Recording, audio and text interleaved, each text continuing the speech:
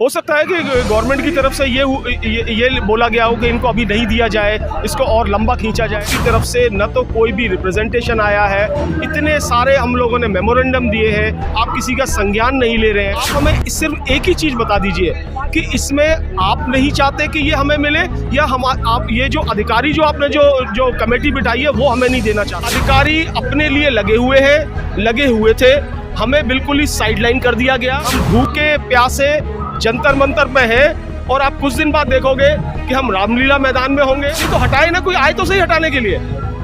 जायज मांगे हमारी, परमिशन लेते हैं हम यहाँ पर। ऑलरेडी ऑल इंडिया में, गांव में, डिस्ट्रिक्ट में, हर जगह हमारा प्लानिंग चल रहा है। ऑलरेडी मीटिंग्स चल रही है, एसोसिएशन की मीटिंग हो रही है सारी की सारी।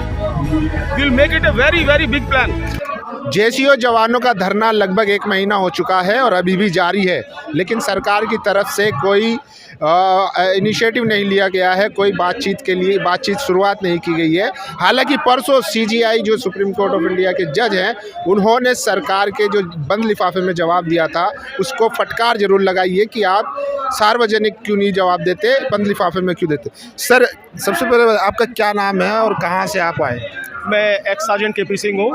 मैं दिल्ली वेटरन का वाइस प्रेसिडेंट हूँ और जो 20 तारीख को धरना शुरू हुआ था और हमने और सबने मिलकर यहाँ पे ऑर्गेनाइज़ किया था और वो धरना हम रेगुलरली यहाँ पर कर रहे हैं। तो क्या लगता है जिस तरीके से बकाया पैसों को लेकर सुप्रीम कोर्ट ने सरकार को फटकार लगाई है, कैसे देखते, क्या हो सकता था उस बंद लिफाफे में? हो सकता है कि गवर्नमेंट की तरफ से ये बोला गया हो कि इनको अभी नहीं दिया जाए, इसको और लंबा खींचा जाए। लेकिन मैं एक ही चीज़ कहना चाहूँगा प्रधानमंत्री जी, इलेक्शन का समय नज़दीक आता जा रहा है, किसानों के धरना प्रदर्शन शुरू हो गए हैं, फौजी अपनी जायज़ मांगों के लिए लड़ रहे हैं, लेकिन आपकी तरफ से न तो कोई भी रिप्रेजेंटेशन आया है, इतने सारे हम लोगों ने मेमोरेंडम दिए हैं, आप किसी का संज्ञान नहीं ले रहे हैं। आप हमें सिर्फ एक ही चीज़ बता दीजिए कि इसमें आप नहीं चाहते कि ये हमें मिले, या आप ये जो अधिकारी जो आपने जो कमेटी बिठाई है वो हमें नहीं देना चाहते। हमें ये नहीं पता, पर हम तो ये चाहते हैं कि जो सरकार है वो सरकार हमारी मांगों को पूरा करे और हमारी जायज़ मांगे हैं। हम फौजी सड़क पे उतरने के लिए नहीं बना, हम युद्ध करने के लिए बने हैं, देश की सेवा के लिए बने हैं, छाती पे गोली खाने के लिए बने हैं हमारा वो जज्बा है। पर हम अभी भी, हमारा जो धरना प्रदर्शन चल रहा है बहुत शांतिपूर्ण तरीके से चल रहा है।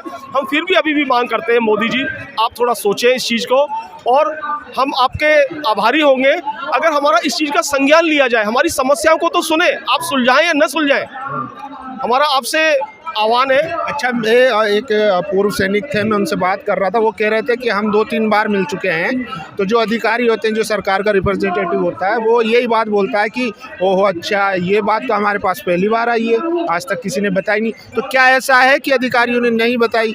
अगर नहीं बताई, क्योंकि तमाम रिपोर्ट्स भी जा रही है, धरने को 1 महीना भी हो चुका है, तो सरकार तक तो इन्फॉर्मेशन पहुँच गई होगी ना, उसके खुद के भी इंटेलिजेंस होते हैं। तो क्या नीयत में खोट है या सिर्फ नामालूमी की वजह से? सर, ऐसा है कि अगर आपके कहीं पैर में चोट लगी होगी तो हो सकता है कि आपका शरीर उसको अच्छी तरीके से महसूस कर रहा होगा, और वही चीज़ अगर आप मुझे बताओगे कि मेरे पैर में चोट लग गई, आप उसको जाके बताओ, तो हर चीज़ का वर्जन अलग होता है।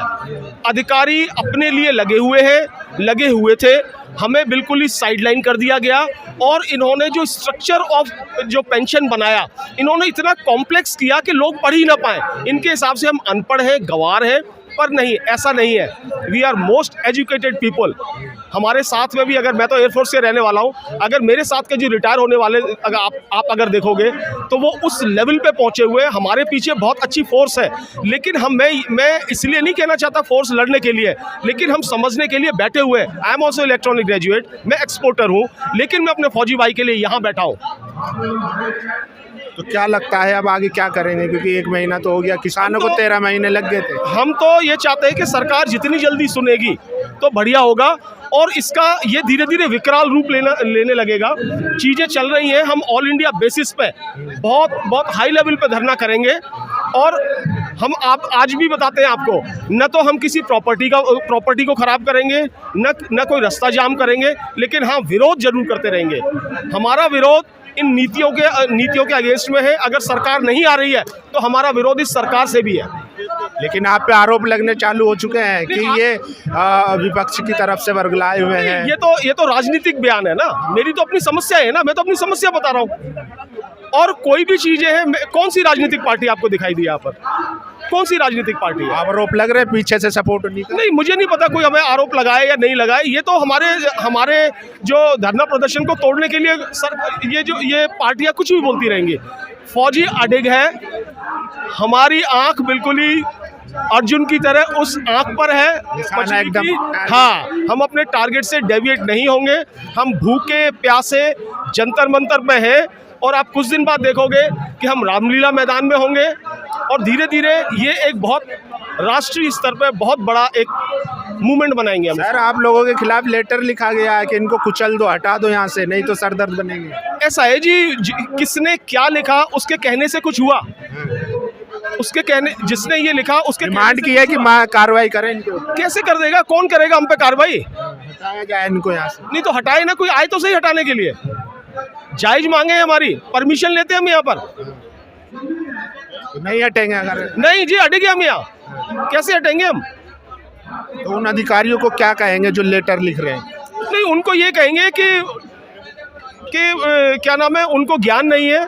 They are all uneducated people. उनको ये नहीं पता कि एक्चुअली वो कह क्या रहे हैं, इसका मतलब क्या बन रहा है। एंड मैं कंडेम करता हूँ ऐसे बंदों को जो इस तरीके के लेखनी लिखते हैं और देश में बगावत के सुर करते हैं। ये आदमी बगावती है and he should be kicked. इसके ऐसे स्टेटमेंट से बगावत हो सकती है और ये आदमी खुद बगावती है। आप उस लेफ्टिनेंट कर्नल की बात कर रहे हैं ना, ये खुद बगावती आदमी है। तो अब आप यहाँ से हटने वाले नहीं? क्यों हटेंगे हम, आप बताओ ना। खबर आ रही है कि देश भर में जो है ट्रेनिंग दी जा रही है गांव-गांव में, ताकि बड़े आंदोलन के लिए हम तैयार रहें। सर, ऑलरेडी टीम चल रही है, ऑलरेडी ऑल इंडिया में, गांव-गांव में, डिस्ट्रिक्ट में, हर जगह हमारा प्लानिंग चल रहा है। ऑलरेडी मीटिंग्स चल रही है, एसोसिएशन की मीटिंग हो रही है सारी की सारी। We will make it a very very big plan. तो कब तक ये होगा? मतलब चल रहा है सर, हम तो जो फौजी जुड़ते जा रहे हैं, इसमें क्या नाम है, विधवाएं हैं हमारी, वीर नारियां हैं। अच्छा, वीर नारियों से याद आया, महिलाओं की संख्या थोड़ी कम है, क्या वजह है? देखिए, मैं बताता हूँ, जितने भी हमारे एक्स सर्विसमैन हैं, जितने इस समय जो है 45-46 साल उनकी मिनिमम उम्र है। कई जो वीर नारियां हैं 70 साल की, 80 साल की, 90 साल की, और वो गाँव में रहती है। पर ऐसा नहीं, उनका आशीर्वाद हमारे पास है, हम उनको रिप्रेजेंट कर रहे हैं। उन माता बहनों के हाथ पैर जोड़ के हम उनके पीछे लगे हुए हैं।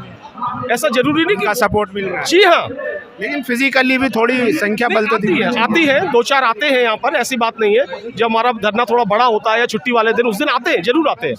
और जरूरत पड़ी तो आगे भी आएंगे। हाँ, आगे भी आएंगे। हमारे जितने 20 तारीख को हुआ था, 20 फरवरी को, 14 नवंबर को वीर नारी आई थी, काफ़ी वीर नारी आई थी। लेकिन एक बात बताइए सर, जब 2013 में प्रधानमंत्री सीएम थे, तो उस वक्त उन्होंने सेना के लिए जो वादे किए थे, तो आप लोगों ने खुश होकर उनको प्रधानमंत्री बनाया, जिताया। अब क्या ऐसी दिक्कत आ गई कि उनके खिलाफ उतरना पड़ रहा? देखो जी, ऐसा होता है, जो थोता चना होता है ना, थोता चना वो ज़्यादा बचता है। तो प्रधानमंत्री जी तो जुमलेबाज वैसे ही मशहूर है, वो जुमले कर गए।